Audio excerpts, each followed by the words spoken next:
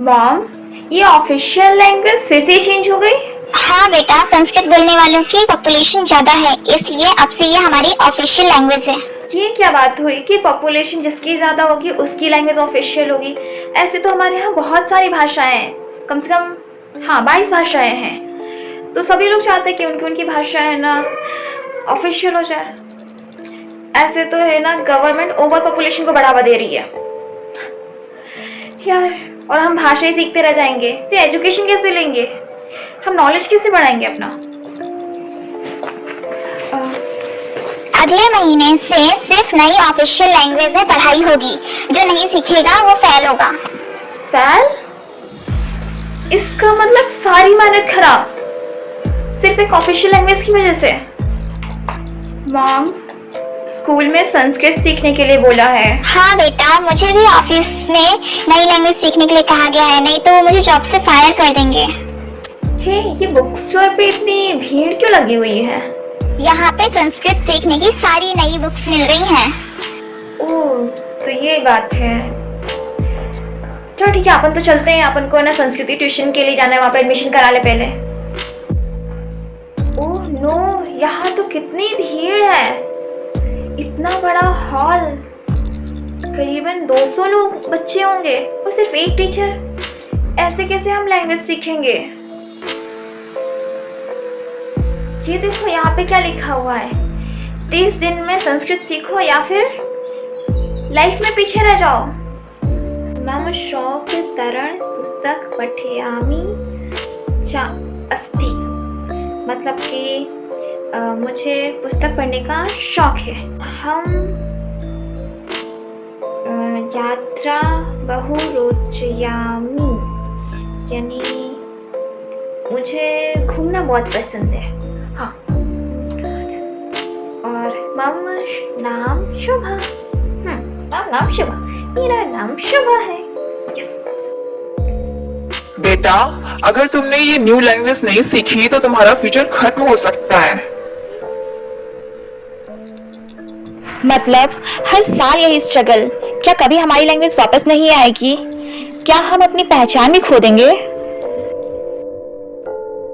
आज से सिर्फ नई लैंग्वेज में आंसर लिखना है। गलत लैंग्वेज लिखी तो 0 मार्क्स। एक भी शब्द समझ नहीं आ रहा इसमें। मुझे कुछ भी नहीं आता। मैं एग्जाम में क्या करूंगी? और कुछ भी समझ नहीं आ रहा है इसमें क्या लिखा हुआ है। और अगर मैंने इसके सही आंसर नहीं लिखे तो मैं फेल हो जाऊंगी। मेरा पूरा फ्यूचर खराब हो जाएगा। राहुल की लैंग्वेज ऑफिशियल हो गई है, इसीलिए वो इतना सारा लगातार लिखते ही जा रहा है, उससे सारे आंसर आते हैं। अगर मेरी लैंग्वेज भी ऑफिशियल होती तो मैं भी लिख पाती। अरे यार, ये तो इजी है, तुम्हें समझ नहीं आ रहा? मॉम, मैं जॉब इंटरव्यू के लिए जा रही हूँ। ओके बेटा, बाय। तो आप नई ऑफिशियल लैंग्वेज में अपना इंट्रोडक्शन दीजिए।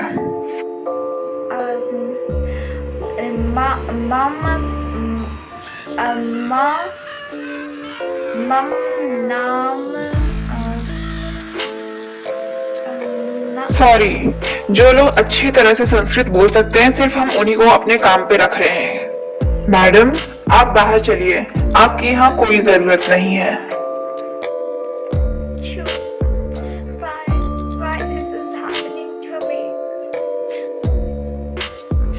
मेरी स्किल्स मैटर नहीं करती हैं, बस सबको यही पूछना है कि मुझे नई लैंग्वेज आती है या नहीं। उसके अलावा स्किल्स हो या नहीं हो, उन्हें कोई लेना देना नहीं है।